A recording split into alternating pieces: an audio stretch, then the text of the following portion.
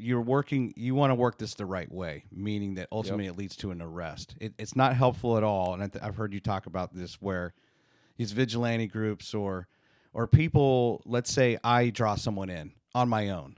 Yep. I have the capability to go through the dark web or the deep web and just get on my computer and determine that there's a predator out there, and go to their house and kind of scream at them, right? I caught you. Aha.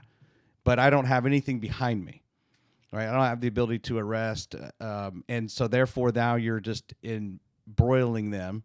You've attempted to embarrass them. You might put that little clip out on the internet, but what does that do? It probably just makes them dig deeper. It does. It hides them better. So I was just looking up on here to see if I can, and I couldn't find the name of the organization, but there was an organization who was a local. And you think of like Chris Hansen to Catch a Predator, right? Yeah, sure. It's the same concept. Now, this organization was local to an area we were working in Indiana about a year ago. I was trying to look up their name right there on Facebook. I sent Josh a text, see if he could send it to me, but we might not get it. It's irrelevant. It don't matter. But that's what they were doing. And they were doing that like 3 weeks ahead of time, and they were doing it all the way up to this operation we had planned for the sheriff's office and this prosecutor's office in Indiana. We get there, and man, all of those dudes when we wound up rolling, we wound up arresting quite a few guys, but all those dudes we arrested, they were all sketched out. Not that we were the police, but that we were those guys. You're just these clowns that are going to show me on Facebook Live or whatever, right? And so it negatively impacted a legitimate operation. This is what I'll leave people with.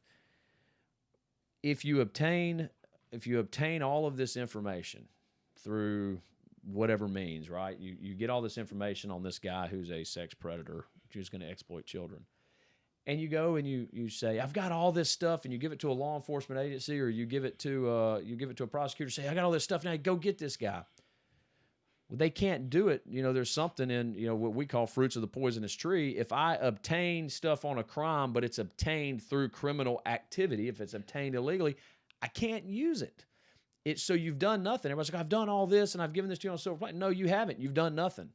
You have done zero. You've actually made it harder to properly do this. So when we go and work with these agencies, we make sure that we, one, make a proper arrest. That's generally the easy part to do.